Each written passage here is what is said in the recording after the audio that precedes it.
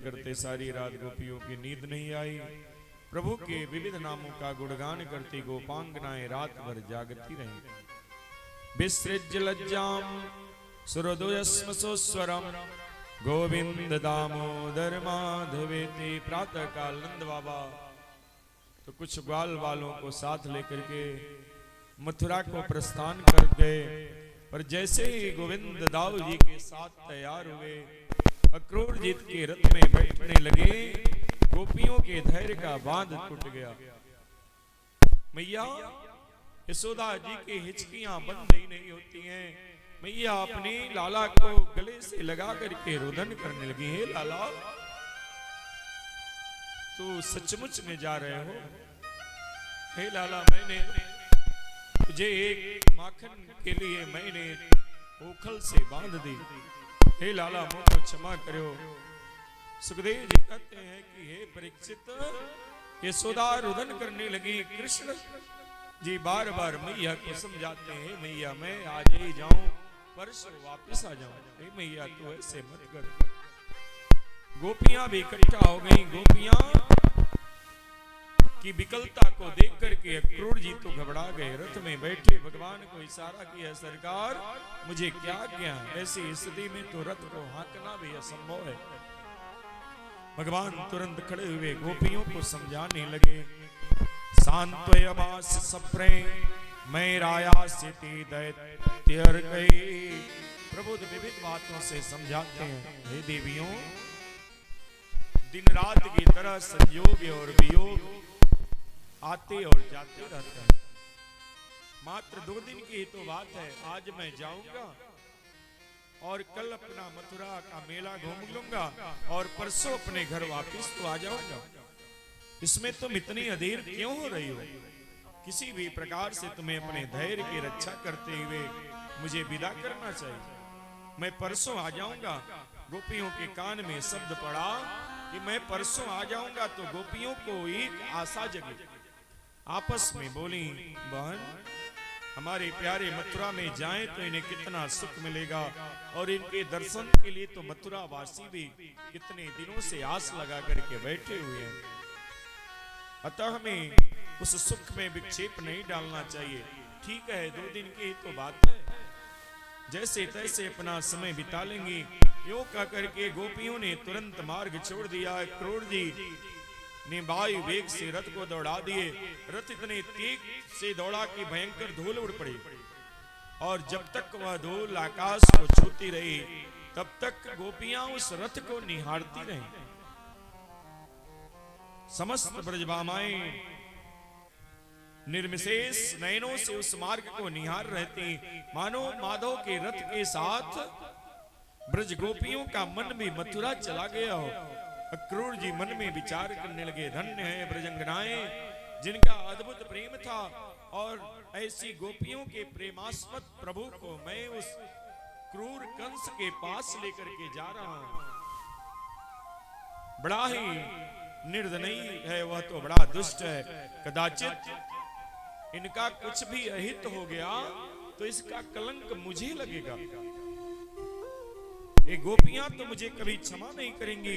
अक्रूर जी सोच कर विचार करते हुए जा रहे थे कि निर्मल यमुना जी का जल दिखाई पड़ा, सो रथ को रोक दिए। दोनों भाइयों को रथ में छोड़ करके अक्रूर जी उतरे, और जैसे यमुना जी में डुबकी मारी, यमुना के जल के भीतर दोनों भैया बैठे नजर आए। उछल पड़े, अरे इन्होंने मेरे साथ छलांग कब मार दी? उछल करके देखा तो दोनों भैया रथ में बैठे हुए हैं। अब तो बड़े चक्कर में पड़ गए। 2 कृष्ण बलराम कैसे हो गए?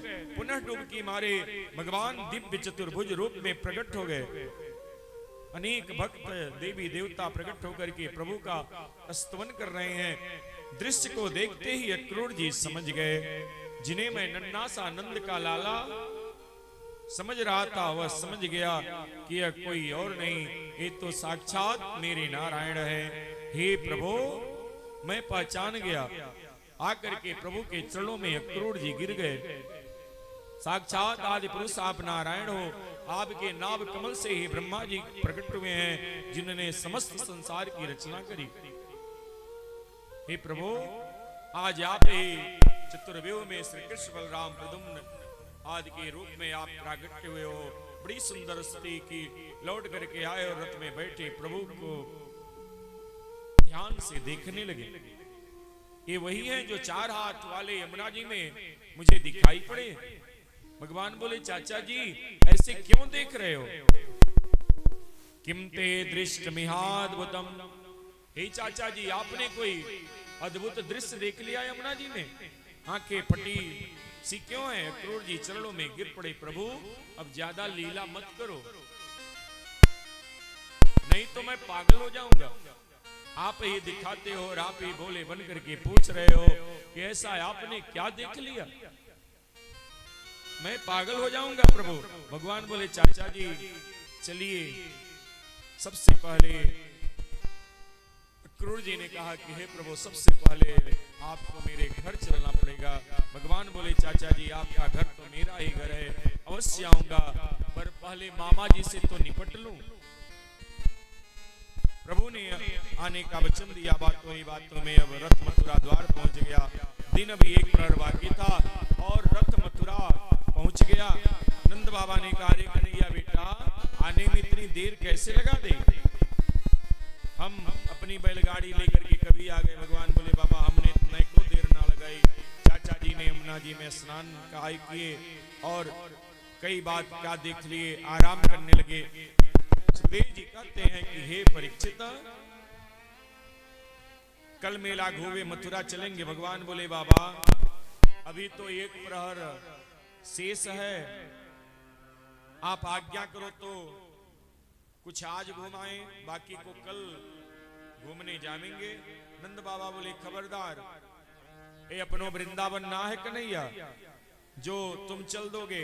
एक कंस की नगरी है तेरी, कहीं भरोसे कब कौन से लड़ भिड़ो तुम, मैं भेजो वारो ना। दाऊ जी बोले बाबा आपको मुझको विश्वास है ना, आज्ञा दो, मैं बड़ो समझदार हूँ, काऊ से झगड़ा ना करेंगे, मैं लाला को घुमा के तुरंत रात होवे के पहले आ जाएंगे।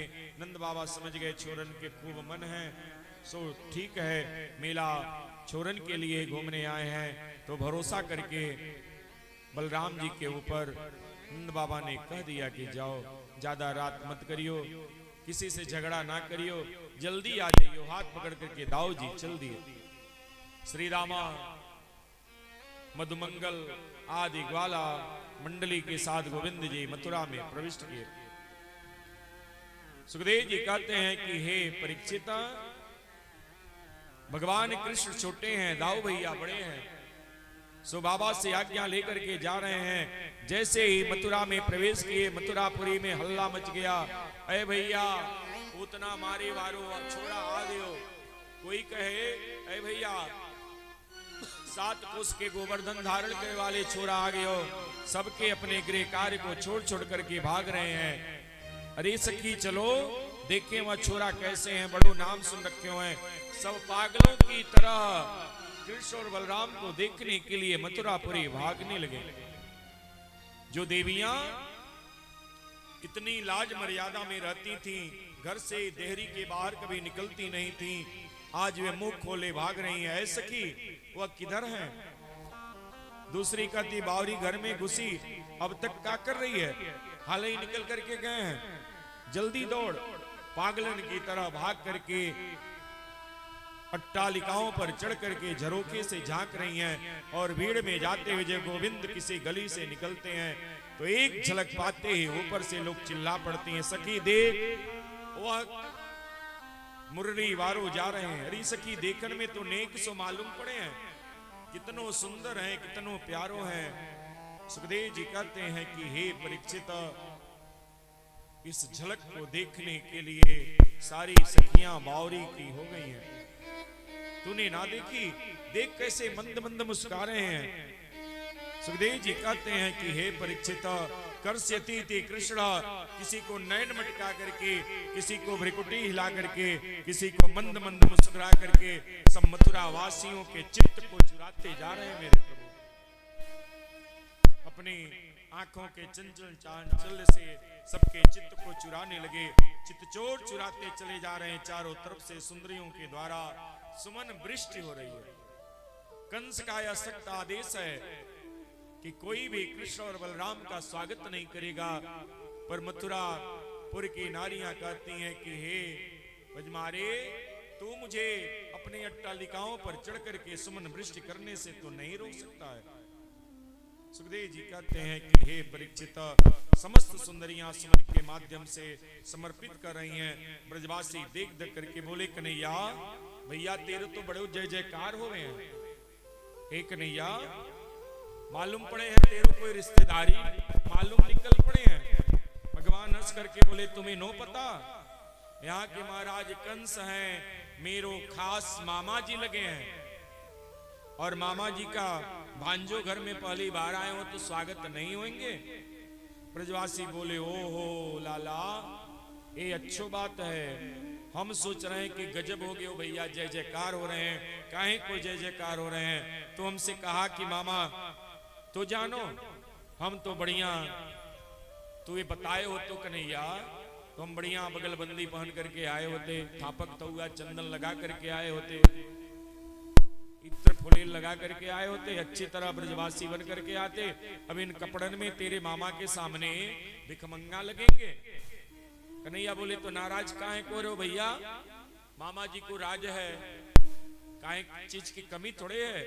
बोलो कहाँ कहाँ काका चाहिए। ब्रजवासी बोले, सबसे बढ़िया लाला पोशाक चाहिए, वस्त्र हमारे अच्छे ना है।